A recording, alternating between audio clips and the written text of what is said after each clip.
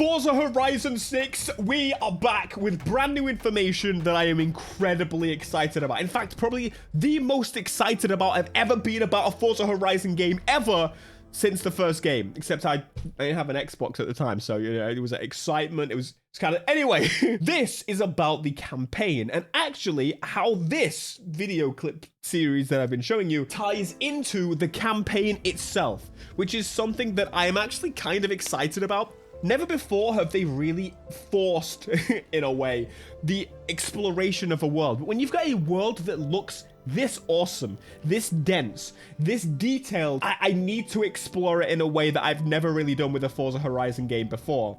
Properly.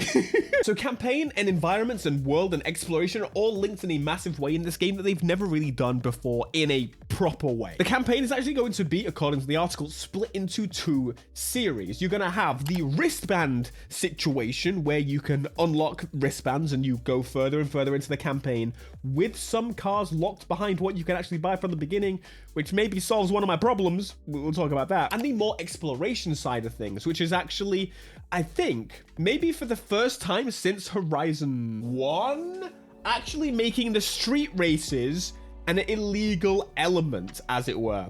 Which is, you know, it's still properly somewhat sanctioned by the festival and it's fine, or someone, you know, turns around and accepts that. But it looks like they're actually splitting those elements out, and street races aren't just a festival site in this situation. So you know what?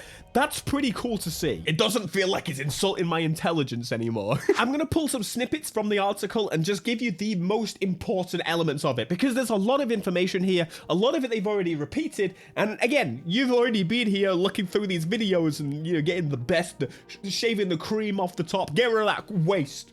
I don't want that crap. I want cake. I'm not talking about icing, no cream. I want damn cream on my ice cream, on my... It's a waste. So to make it to the festival, you'll have to compete in the Horizon qualifiers and then the Horizon Invitational, earning your first wristband. In Horizon 6, festival races are curated experiences requiring you to enter using a specific set of road, dirt, and cross-country events. With each new wristband that you earn, you'll be invited to compete in more events around Japan. As you rise through the ranks of the Horizon Festival, these races will feature car themes.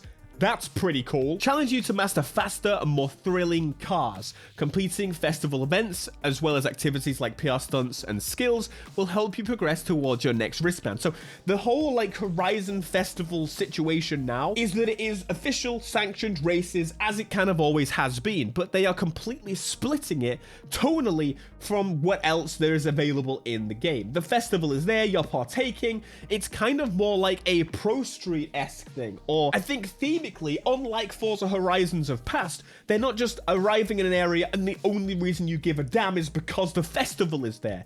No, you're actually there in Japan as a tourist, so whether that, you know, is explaining the story, whether you were just there or you happen to be there or you happen to go for the festival, tonally, it kind of sets it apart to the other previous titles. You are there not just for the festival, but also for Japan, which then is explained in this next part. While the Horizon Festival provides a progression-driven structure, Japan is also an incredible place to be explored at your own pace.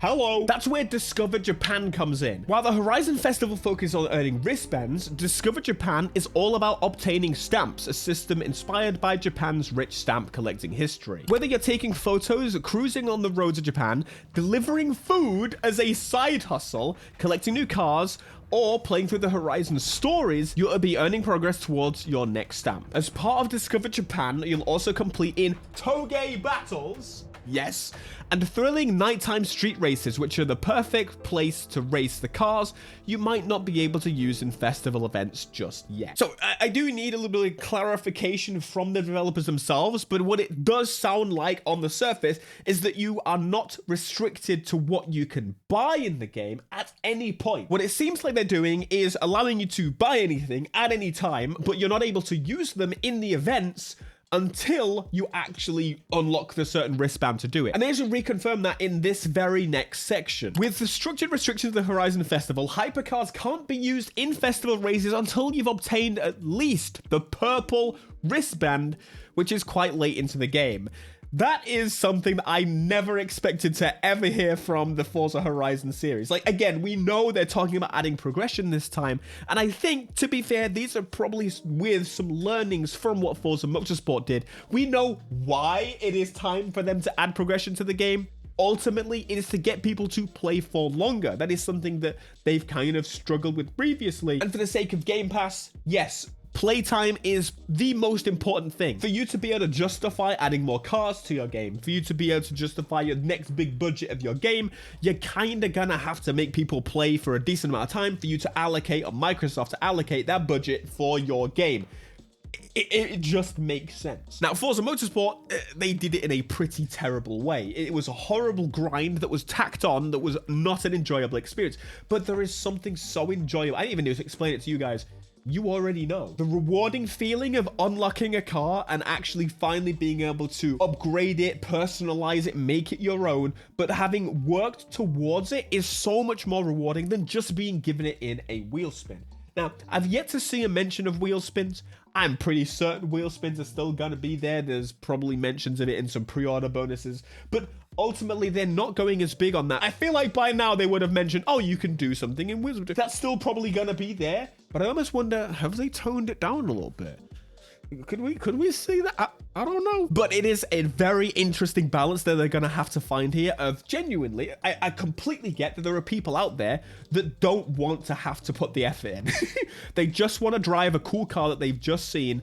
And ultimately, as long as they've got you in the game, and they've got a decent enough path to where you know where you need to get it, I think people are fine putting a bit of effort in. But if you're just going to free roam with your friends, and there's certain events that you can do with any car and certain events you can't, I don't know. I think this is a really possibly great way to balance both sides of it. This makes it so that the cars, quite frankly, are ultimately, for the most part, useless, except in certain elements.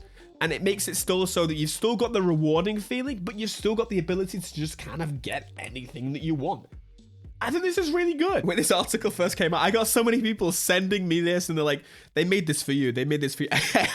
Hey, you know, I've not just been speaking about this since the beginning of time, but the problem is, as soon as I say that, as soon as I confirm to you that I am like one that has been asking for this since the beginning, if you don't like it, I am now the big guy, the guy that you're going to play and say, he ruined the Forza Horizon franchise. Trust me, they didn't do it for me. That's why I'm playing at Game Pass.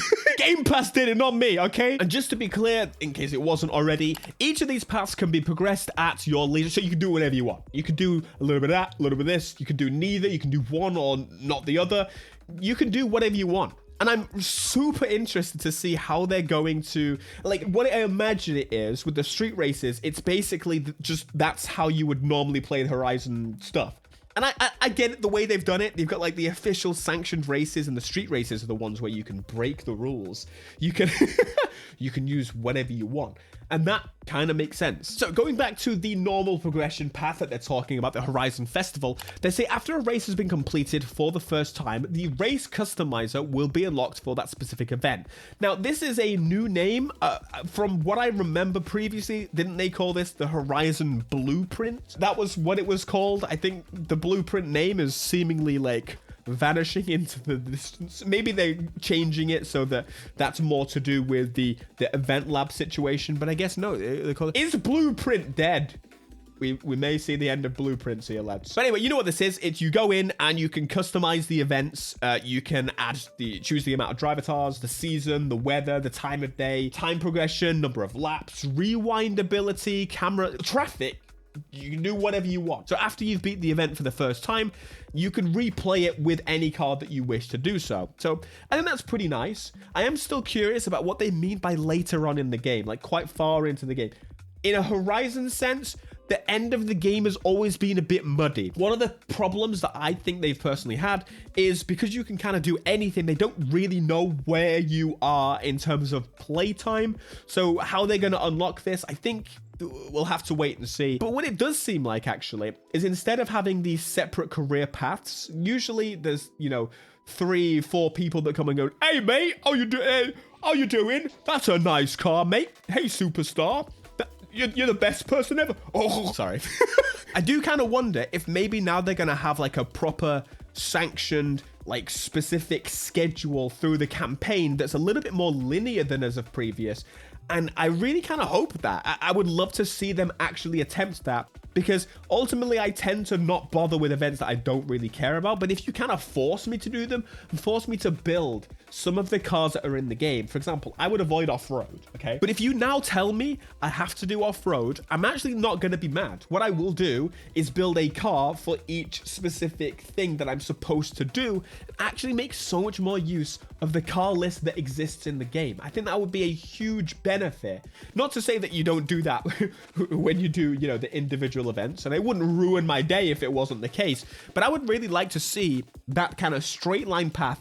Start here, end here. This is kind of how it's supposed to be played. If you want to do the whatever you want, go the other way. And they're now going to be off-road street races. That's, well, we'll have to see.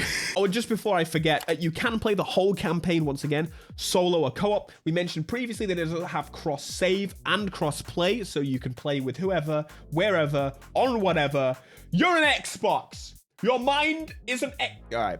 You get the point. Another reason why I'm thinking the campaign's going to be a bit more just straight line this time is what they mentioned about Legend Island. Obtain all 7 wristbands and you'll become a Horizon legend. That title grants you access to a Legend Island, an exclusive space reserved for the greatest drivers, featuring the challenging Legend Island circuit and unique events, including our longest Goliath event ever, the Colossus, which loops the entire map on the freeway. It's perfect for R-Class cars, which is the new X-Class. Making it to Legend Island will be a true accomplishment and reflect of your skills and determination. I feel like, you see what I'm saying? It feels like that to get all the wristbands is to be the Horizon champion, and then that's basically when you start to play Forza Horizon 4, 5, 3, all over again, where you are the champion, you are the greatest driver in the world, and there'll probably be some, you know, extra little bits that you can take on and special events for like off-road sections and what like they've usually done. But really sick. Anyway, the more I hear about Forza Horizon 6, the more I'm excited. I did mention, and I gotta now say,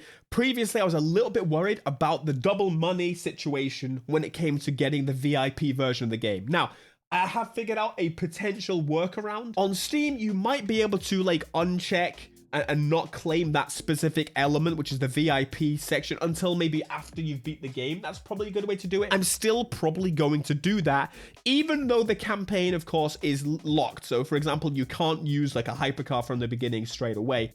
It's still going to give you some probably lower end cars or some wheel spins that unlock things that you can use maybe a little bit quicker than I would like to. So my intent is still to do that until I beat the main campaign and use it as a reward. And I really think they should consider doing something like that in general. Again, at least allowing you to decide between it, like how in the crew, you could decide between importing your crew 2 cars, or you could just not do it. I did it after I beat the campaign. But either way, they've made a change to the game that's actually going to make it so that even if you do get that and you don't really care because you don't get to, you know, just mass buy cars and get a supercar and beat the game as you used to, it's definitely going to make the campaign so much more fun, and I'm looking forward to seeing how kind of the majority actually react to it, because this is the first time in the longest time that Forza's actually done this, and I'm kind of curious. There's always been people that are like, I like it how it is, and it's like, you know, fair enough. That's the Forza franchise has done incredibly well. So a significant change like this, especially now that Forza Motorsport has done theirs and failed because they went too aggressive, how is it going to partake with a more casual community? But let's be real, we're here because we like racing games, right? That's why most people are here. Okay, one last thing. This picture. Oh my god. Look, I'm excited for Tokyo City. They've clearly been like hiding that stuff and keeping their cards close to the chest situation. But this picture alone, I'm excited. I'm glad we're not just like massive city. We're also going to have this village. All right, Forza Horizon 6, you're in the right place. Hopefully you enjoy, and hopefully I gave you all the information you need to know, the bits that I actually care about most, the campaign and the environment, which is the environment being on there is kind of weird. Huh?